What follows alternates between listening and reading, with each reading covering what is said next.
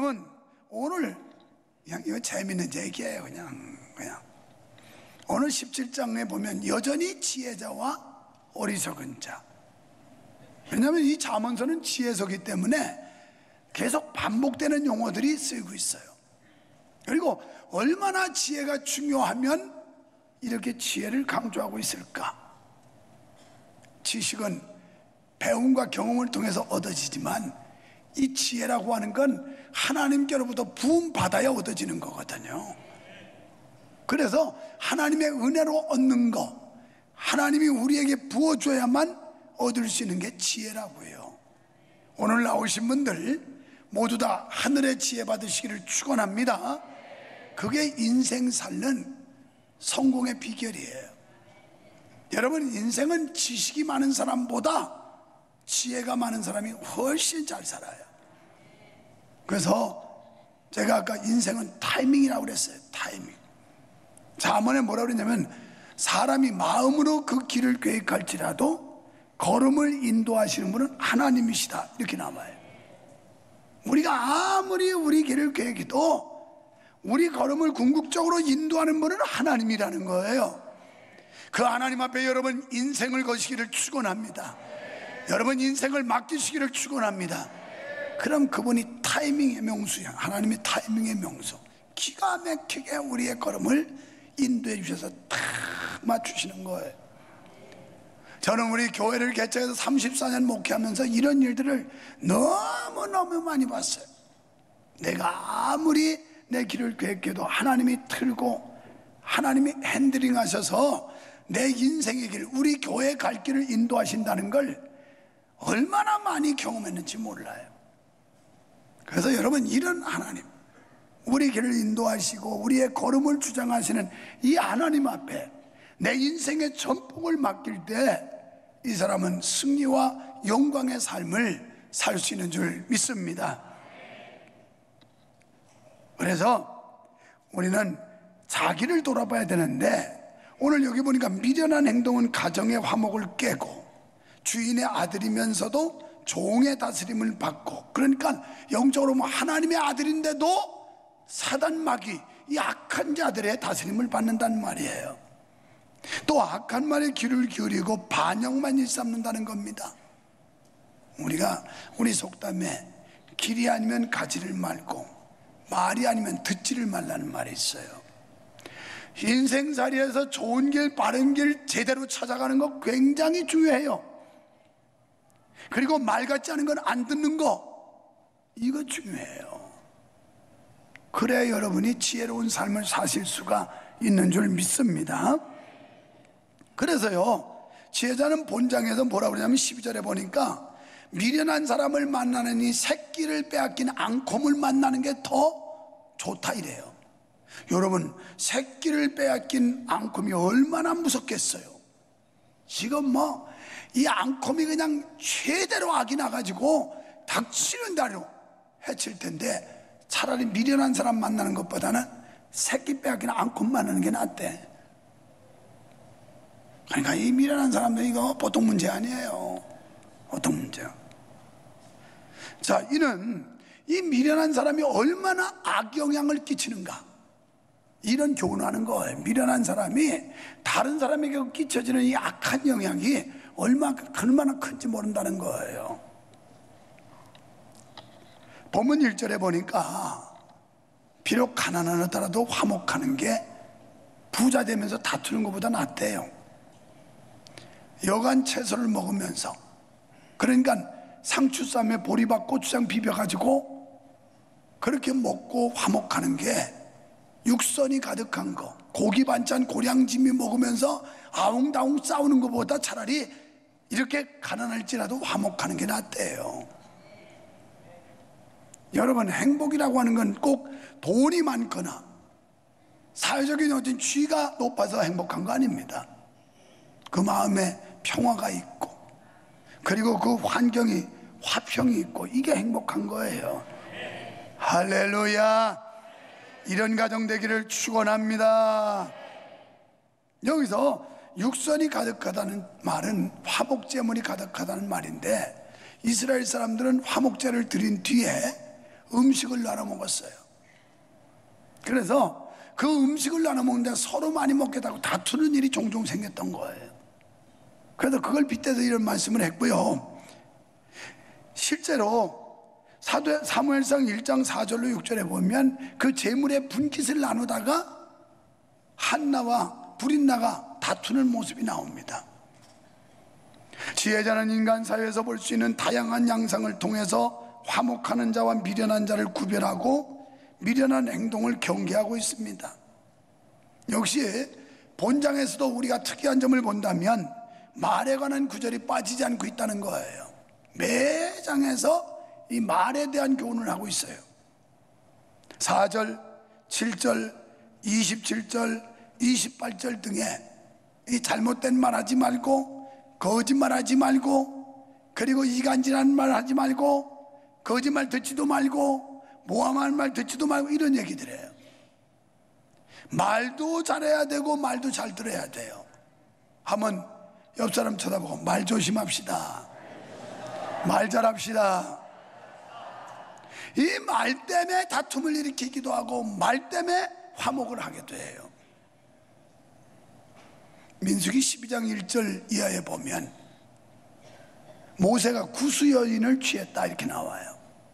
그러니까 이스라엘 선민으로서 이스라엘 백성이 아닌 구수 여인, 이방 여자 취하는 걸 보고 모세의 누이 미리암이라고 하는 여자가 있었는데 이 여자하고 그 형 아론하고 쑥덕쑥덕쑥덕해요. 혼자 짓거리는 건 시부렁거리는 거고 둘이 만나서 떠드는 건 쑥덕거리는 거예요. 쑥덕쑥덕 주고받고 주고받고 그냥 혼자 중얼중얼하는 건 시부렁거리는 거예요. 그건 이러고 있어요. 그런데 둘이 만나면 주거니 받거니 주거니 쑥덕쑥덕쑥덕. 그러면서 뭐라 하는지 알아요? 모세 좀 보라고. 모세 덕스럽지 않다고. 뭐 언제 하나님이 모세하고만 얘기했냐고, 뭐 우리하고도 얘기하느냐고 막 그러면서 쑥덕쑥덕 아론하고 미리암하고 주고받고 해요. 3절에 가보면 12장 3절에 너희들 이리 와봐, 셋 다 와. 하나님이 그래요. 아니 쉽게 부르면 그렇게 돼 있어요. 너희들 다 내게로 와라 이렇게 나옵니다. 다 와봐. 그러면서 아론하고 미리암 너희들 더 가까이 와. 내가 언제 너희들하고 직접 얘기하더냐? 나는 항상 선지자를 세워서 너희한테 얘기했지 너희한테 직접 얘기한 적이 없어. 그런데 뭐 어쩌고 어째? 그러면서 그러나 너희들하고는 직접 대면하지 않았지만 내 종 모세와는 직접 이야기했다 이렇게 나와요. 그러면서 쑥덕거린 것 때문에 하나님께서 문둥병을 내려버려요. 미리암이 문둥병 걸리니까 아론이 모세한테 부탁을 해요. 미리암을 위해서 기도해달라고. 그래서 하나님께 간절히 저 문둥병 고쳐달라고 기도해요. 그래서 하나님의 진노를 단축시키는데 그래도 쑥덕거리는 데 대한 진노는 받아야 된다. 그래가지고 7일 동안 성 밖으로 내침을 당해요. 문둥병 걸려가지고. 문둥병 있는 사람은 성 안에 같이 동거할 수가, 기거할 수가 없었거든요. 그 내침을 당해요. 7일 후에 하나님이 고쳐주셔서 다시 들여놓아요. 우리 이런 실수 많이 하죠. 우리 교회는 안 그렇지만 딴 교회 그런 교회 많아요. 장로님들이 못 돼가지고 목사한테 뭐 목사는 안 하면 도친 개친인데 뭐 밥 먹고 똥 싸는 거 똑같은데 무슨 뭐 다를 게 뭐냐. 꼭 미리암이 하듯이 못된 짓 하고 있어요. 이 사람들은 하나님도 없어요. 장로가 되면 하나님은 안 보이고 사람만 보여. 이게 문제올시다. 이게 문제예요. 하나님 두려운 줄 아시기를 축원합니다. 평신도 때 보이던 하나님이 장로가 권사가 돼도 보여야지. 장로 권사가 되니까 눈이 멀어가지고 하나님은 안 보이고 사람만 보이면 큰일이에요. 큰일이에요. 그래도 여기 장로님은 아멘, 한 사람은 아멘 하는데 다른 장로들은 왜 아멘 안 하고 있는 거예요? 이거? 다시 해봐야지. 장로님이 돼도 여전히 하나님이 보여야지. 하나님이 안 보이면 큰일이에요. 큰일이에요. 이걸 엎드려 절받기다 뭐. 아니면 옆구리 찔러 절받는다. 하도 아멘 안 하니까 사이드 한 방 놔가지고 아멘만 해. 이거 별로 재미없어요. 그냥 그게 하나님의 음성으로 들려서 아멘. 왜냐하면 아멘 했는데 속으로 했어요. 이남은 장로님도 속으로 했죠. 겉으로 하고 싶었는데. 예. 그런데 또 이게 신앙은 표현돼야지, 표현되지 않는 믿음은 죽은 믿음이라고. 내가 하는 게 아니라 야고보 사도가 그랬더라고. 행함이 없는 믿음은 돼진 믿음이래. 죽은 믿음. 그래서 믿음은 표현돼야 되는 거예요. 여러분이 그냥 앉아가지고 관망하듯 이러고 있는 게 아니라 아멘, 아멘 이럴 때 이게 은혜가 되는 거지. 할렐루야. 우리는 여기서 어떤 사람으로서의 삶을 살 것인가? 화목케 하는 삶을, 화목케 하는 사람으로서의 삶을 살 것인가? 다투는 일을 만드는 사람이 될 것인가? 여러분은 전자가 되시기를 축원합니다. 사랑하는 여러분, 사람들이 사는 세상에는 어디를 막론하고 화목하는 자와 다투는 자가 있어요. 화목하는 자는 매사에 화목하지만 다투는 자는 어떻게라도 꼬투리 잡아가지고 다투려고 아주 그냥 작심을 하고 덤벼들어요. 그래서 다툴 거리만 없나? 다툴 거리만 찾아. 이런 사람들은 참 복도 없는 사람들이에요. 어떻게 인생을 그렇게 사는지 몰라. 그렇다면 화목하는 자와 다투는 자의 차이점이 무엇일까요? 먼저 9절에 보니까 허물을 덮느냐 덮지 못하는 데 있어요. 덮느냐 덮지 못하느냐. 허물을 덮어주면 화목할 수 있어요. 허물을 안 덮으면 다툴 수밖에 없어요. 이남은 장로님 날 만나서 장로님까지 되셨는데 뭐 늘 마음에 들니까 어떤 때는 목사 그 새끼 정말 정 떨어진다고 이 새끼 뭐 이러면서 마음에 안 들 때 있어요. 우리 교회 나 여러분 이렇게 수천 명 되는 사람들이 내가 마음에 다 들겠어요? 안 들기도 한다고. 그치? 그런데 덮어주니까 이게 되는 거예요. 덮어주니까. 까발려 보면 얼마나 더럽고 부족한 게 많은지 몰라요. 여러분, 우리 교회도 여러분이 자꾸 까발리고 공격하다 보면 지저분한 게 얼마나 많은지 몰라. 덕스럽지 못한 게 얼마나 많은지 몰라. 그러나 덮으면 아무것도 없어. 덮으면. 여러분, 이런 은혜 받기를 축원합니다. 자꾸 덮어주는 사람이 복 받을 줄로 믿습니다. 이런 사례가 어디 나와요?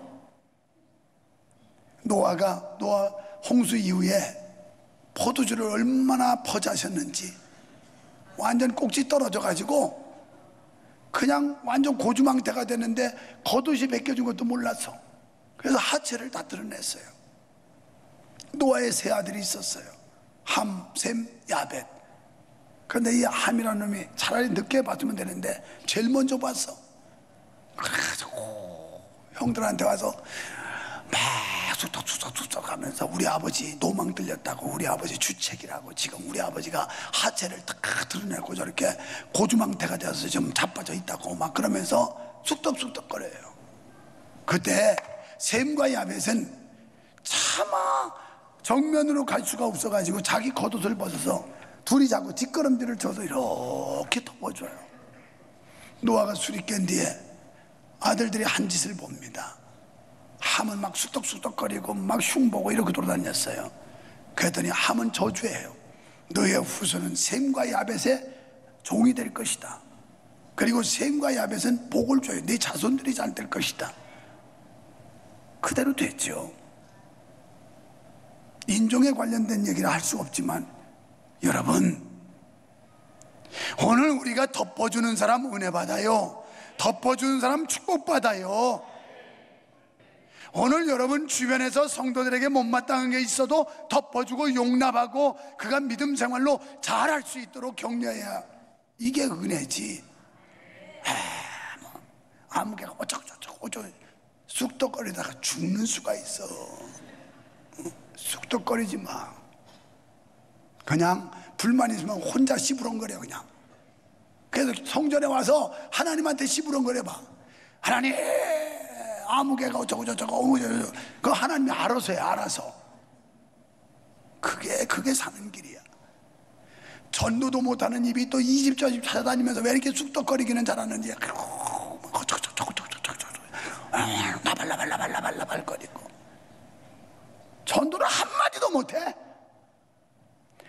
내가 예수 믿는 예수님을 자랑을 한마디도 못해. 그러고 돌아다니면서 속삭 이런 것들은 그냥 귀를 털어버려. 어이 더러운 소리 들었다. 어이 인간 같지 않은 거 만났다 오늘.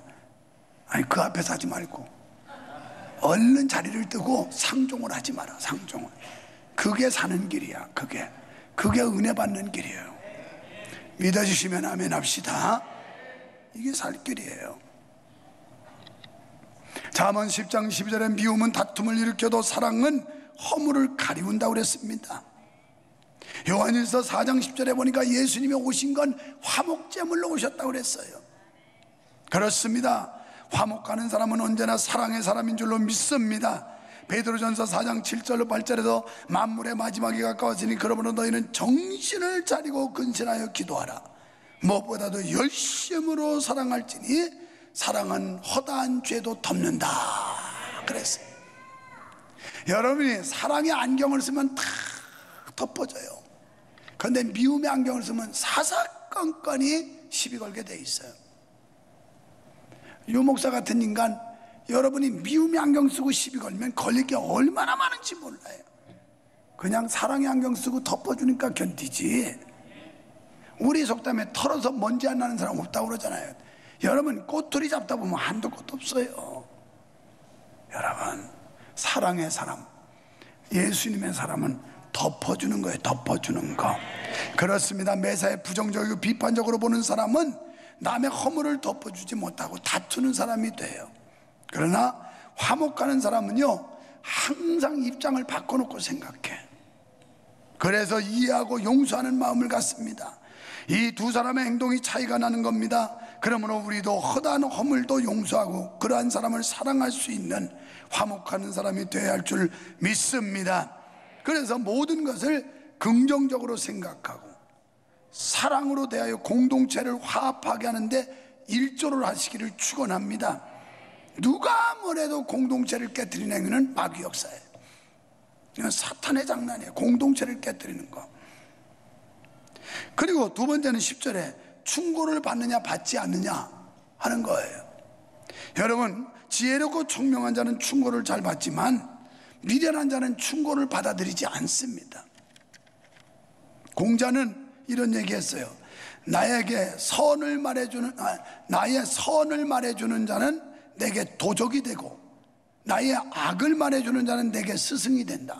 그러니까 나에게 장점 보고 계속 지켜주고 칭찬만 하는 사람은 도적이 되고 나의 악한 거, 약점, 잘못된 거 이런 걸 보고 지적해주는 사람은 스승이 된다는 거예요. 스승이.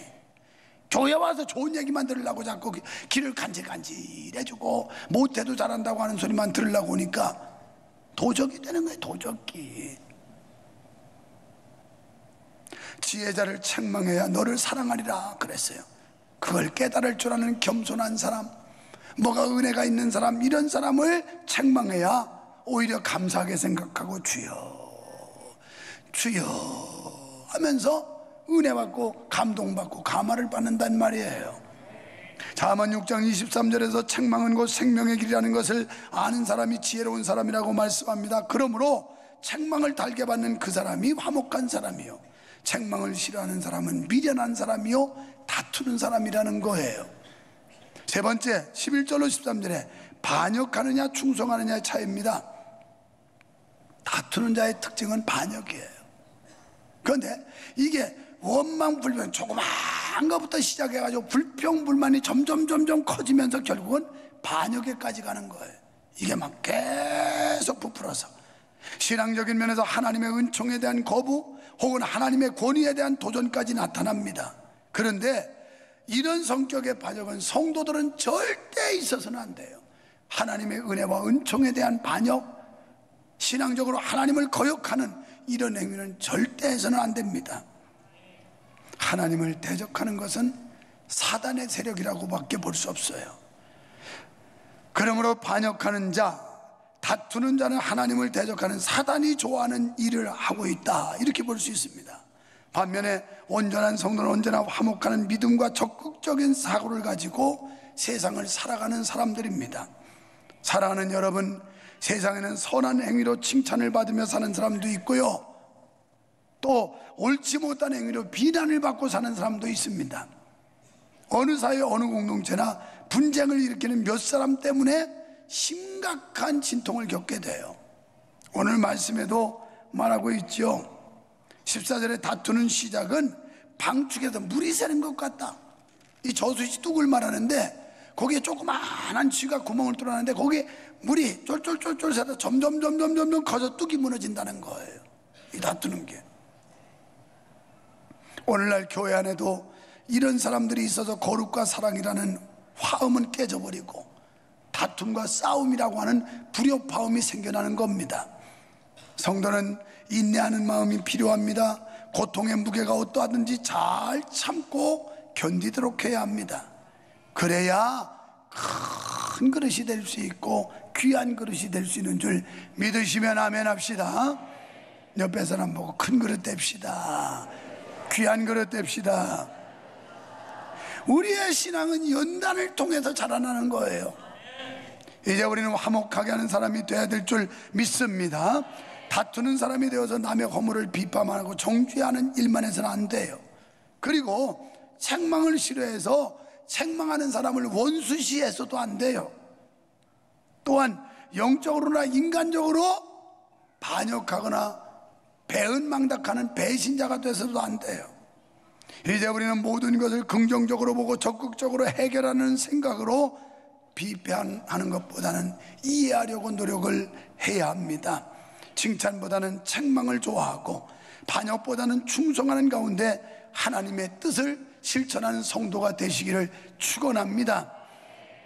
우리 모두 화목케 하는 사람이 돼서 진정 하나님의 나라를 위해 일하고 이 땅에서도 하나님의 놀라운 축복을 받는 여러분 되시기를 축원합니다. 마태복음 5장 9절에 보면 화평케 하는 사람 복이 있는데 하나님의 아들이라 일컬음을 받는데요. 찬양대에서도 화평을 도모하는 여러분 되길 바랍니다. 여기는 아니겠지만 내가 시온 찬양대한테 들으니까 자리 다툼하더라는 거예요. 여기도 그래, 내가 다 들었어. 새로 와서 찬양대 들어간 사람들이 그 갈등을 나한테 얘기 많이 했어요. 지난주도 로뎀에서 들었어요. 찬양대 처음 갔더니 뭐 얼마나 자리 다툼을 하고 막 이렇게 내치는지 그때 너무 충격이었대요. 그래서 정말 속상했대요. 왜 저럴까? 그러고 쌩쌩거리고 그러더니 나중에는 그래도 또 미안하다고 또 그러더래. 그 깨달았으니 다행이지. 끝까지 똥꼬지 부렸으면 큰일 나는데 아무데나 앉으면 어때? 근데 내 이해는 해. 왜냐하면 찬양을 잘 못하는 사람 옆에 잘하는 사람한테 어울려 가려고 꼭 그렇게 붙어요. 싸우지 마요. 화목하고 화평하고 남전도에 가서도 화목하고 여전도에 가서도 화목하고 목장에 가서도 화목하고 교구에 가서도 화목하고 어디 가나 화목을 도모하는 사람 되시기를 축원합니다. 이상하게 다음 주도 화목하라는 제목이에요. 오늘 화평케 하는 자와 다투는 자인데 얼마나 이게 중요하면 지혜자가 강조를 하고 또 강조를 하고 매장해서 이런 말씀하겠어요. 그래서 화평케 하는 사람이라야 하나님의 아들이라고 일컬음 받는데요. 로마서 2장 7절 8절에 보니까 참고 선을 행하는 자에게는 영광과 존귀와 영생을 주시고 오직 당을 지어 진리를 쫓지 않은 자에게는 노와 분으로 갚아준다 이렇게 나와요. 하나님이 분노하신다는 거예요. 분노. 요한일서 4장 7절에 사랑하는 자들아 우리가 서로 사랑하자. 사랑은 하나님께 속한 것이. 사랑해야 그 사람이 하나님께 속한. 사랑하는 자보다 하나님께로 난 사람이네요. 여러분이 진정한 그리스도인 하나님의 자녀라면 사랑해야 돼요. 옆에 사람 보고 사랑합니다. 사랑합시다. 데살로니가전서 5장 13절에 저의 역사로 말미암아 사랑 안에서 가장 귀히 여기며 지금 옆에 계신 그분이 가장 귀한 분이에요. 그러면서 너희끼리 화목해라. 할렐루야.